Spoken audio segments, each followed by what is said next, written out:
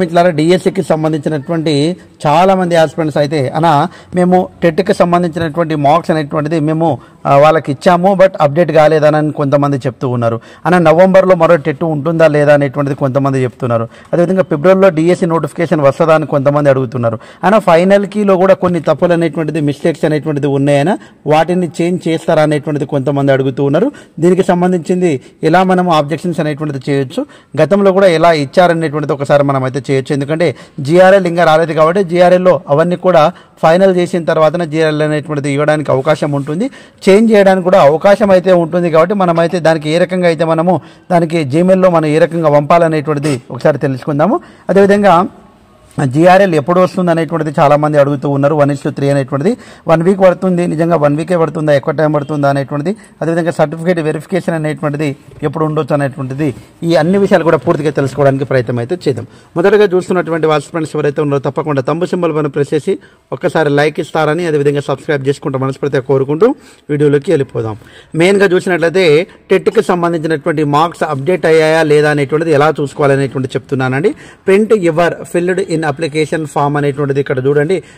ఒకసారి మీరైతే దీనికి ప్రింట్ అనేటువంటి తీసుకోండి. అప్లికేషన్ ఫామ్ అనేటువంటిది అప్డేట్ అయ్యిందా లేదా అనేటువంటి దీంట్లో మనకు ఏర్పడుతుంది. కాబట్టి తప్పకుండా మీరు టెట్ అనేటువంటిది మార్క్స్ అనేటువంటిది మీకు అప్డేట్ అయ్యిందా లేదా అనేటువంటిది మీ యొక్క ప్రింట్అవుట్ అనేటువంటిది తీసుకొని అబ్జర్వ్ అయితే చేసుకోవాలి.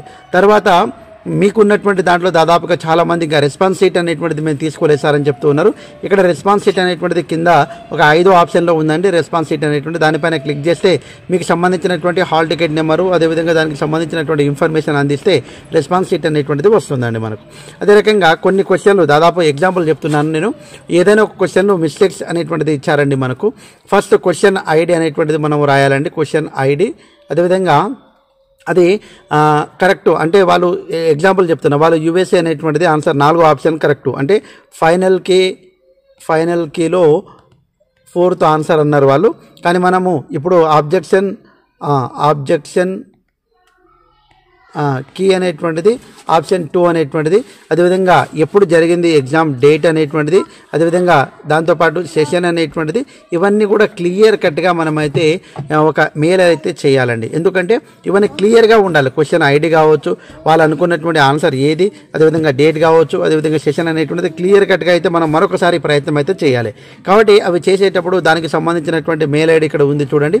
హెల్ప్ డెస్క్, ఇక్కడ చూడండి హెల్ప్ డెస్క్ tsdsc2024@gmail.com అనేటువంటిది మనకు దానికి సంబంధించినటువంటి జీమెయిల్ అండి. కాబట్టి ఆ జీమెయిల్కి మనమైతే దానికి సంబంధించినటువంటి మన టెక్స్ట్ బుక్ ప్రూఫ్ కూడా మనం పంపించడానికి ప్రయత్నం అయితే చేయాలి. పేజీ నెంబర్ కూడా యాడ్ చేయండి. దానికి సంబంధించినటువంటి పీడిఎఫ్ కూడా అందించడానికి ప్రయత్నం అయితే చేయాలండి. కాబట్టి దానికి సంబంధించినటువంటి టెక్నికల్ ఇష్యూ ఏమైనా ఉంటే తప్పకుండా ఇక్కడ నెంబర్ కూడా ఇచ్చారండి మనకు. ఆ నెంబర్కు మనమైతే ఫోన్ చేయాలి. ఎందుకంటే చాలామంది ఈ రకంగా చేస్తేనే వాళ్ళు యాక్సెప్ట్ చేస్తారు అనేటువంటి విషయం అయితే కొంతమంది చెప్తూ ఉన్నారు. కానీ ఏదైతే తప్పు ఉందో ఆ తప్పు అనేటువంటిది తప్పకుండా తెలియజేయాల్సినటువంటి అవసరం అయితే ఉంది. గతంలో ఫైనల్ కీ వచ్చిన తర్వాత ఏమన్నా కీ అనేటువంటిది చేంజ్ అయ్యిందా సార్ అంటే 100% వాళ్ళకు కూడా తెలుసండి. ఒకవేళ ఫైనల్ కీలో వాళ్ళు చేంజ్ చేసి ఉంటే తప్పకుండా అది చేంజ్ కాలేదనేటువంటి విషయం ఉంటే కూడా తప్పకుండా వాళ్ళు చేంజ్ చేయడానికి అవకాశం అయితే ఉంటుంది. గతంలో కూడా కీ అనేటువంటిది చేంజ్ కావడానికి అవకాశం ఉంటుంది. అదేవిధంగా జిఆర్ఎల్ అనేటువంటిది వచ్చేటప్పుడు తప్పకుండా చేంజ్ చేసినటువంటి ఆన్సర్ అనేటువంటిది రావడానికి అవకాశం అయితే ఉంటుంది. మన ప్రయత్నం అయితే మనం చేయాలండి. దాని గురించి అయితే మీరు వరి కావాల్సిన అవసరం లేదు. మనం ముందు ఉన్నటువంటి అవకాశాన్ని అయితే మనం ఉపయోగించుకోవాలి మెయిన్గా. నెక్స్ట్ మనం చూసినట్లయితే దాదాపుగా ఇప్పుడు జిఆర్ఎల్ ఎప్పుడు రావచ్చు సార్ అని చెప్తూ ఉన్నారు చాలామంది. 1 వీక్ అని పేపర్లో ఇచ్చారు. కానీ మనకు దాదాపుగా మనం చూసినట్లయితే జేఎల్కి సంబంధించినటువంటి మనకు దాదాపుగా చాలా రోజులు తీసుకోవడం అనేటువంటి జరిగింది. ఈ ఆబ్జెక్షన్స్ అనేటువంటిది అన్నీ వస్తున్నాయి కాబట్టి అవన్నీ కూడా తీసుకొని మళ్ళీ మాడిఫై చేయడం కావచ్చు, టెట్ మార్క్స్ మాడిఫై చేయడం కావచ్చు, ఇవన్నీ కూడా చేయడానికి 1 వీక్ అనేటువంటిది చాలా తక్కువ టైం ఏమో. ఎందుకంటే వాళ్ళు 1 వీక్ అంటే దాదాపు మనకు తెలుసండి రిజల్ట్ 1 వీక్ అని చెప్పి 15-20 డేస్ తీసుకోవడం అనేటువంటి జరిగింది. కాబట్టి దాదాపు ఈ 1 వీక్ ఆర్ ఈ 10 డేస్ లోపల అయితే మనకు రావడానికి అవకాశం అయితే ఉంటుంది. 1:3 అనేటువంటిది వచ్చిన తర్వాత మాత్రమే మనకు అంటే జిఆర్ఎల్ అనేటువంటిది వచ్చిన తర్వాతనే 1:3గా సెలెక్ట్ చేసి వాటిని డిస్ట్రిక్ట్ వైజ్గా పంపించడం అనేటువంటిది జరుగుతుంది. డిస్ట్రిక్ట్ వైజ్గా పంపించిన తర్వాత మనకు అక్కడ వెరిఫికేషన్ అనేటువంటిది చేస్తారండి.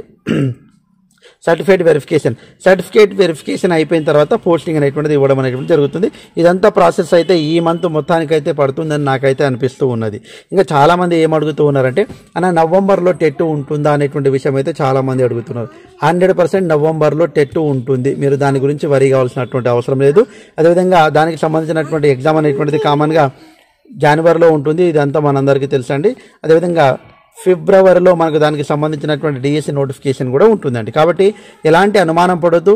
టెట్కి సంబంధించింది, డిఎస్సికి సంబంధించిన జనరల్ ఇంగ్లీష్ అనేటువంటిది ఫ్రీగా అందించడం అనేటువంటి జరుగుతుంది మన యొక్క ఛానల్లో.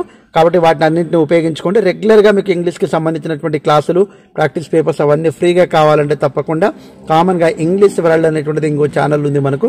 ఆ ఛానల్ని మీరు సబ్స్క్రైబ్ చేసుకోండి తప్పకుండా. 100% దాంట్లో ప్రతిరోజు కూడా మనకు పార్ట్స్ ఆఫ్ స్పీచ్ నుంచి డైలీ క్లాసులు చెప్పడం అనేటువంటి జరుగుతుంది. కాబట్టి అవన్నీ కూడా ఉపయోగించుకోవడానికి ప్రయత్నం అయితే చేయండి. సో ఎనీహౌ మిత్రులారా, తప్పకుండా అయితే ఆబ్జెక్షన్స్ అనేటువంటిది తప్పకుండా ఇవ్వాల్సినటువంటి సందర్భం ఇది. అదేవిధంగా నవంబర్లో టెట్ ఉంటుంది, అదేవిధంగా డిఎస్సి అనేటువంటిది నోటిఫికేషన్ వస్తుంది. జిఆర్ఎల్ అనేటువంటిది వచ్చిన తర్వాత తప్పకుండా వెరిఫికేషన్ అనేటువంటిది ఉంటుంది. 1 వీక్ అన్నారు, 1 వీక్ లోపల వస్తే చాలా సంతోషం అండి. ఎలాంటి ఇన్ఫర్మేషన్ ఉన్నా మీకు అందరికీ తెలియజేయడానికి ప్రయత్నం అయితే చేస్తాను. Thanks for watching. All the best. Bye. See you.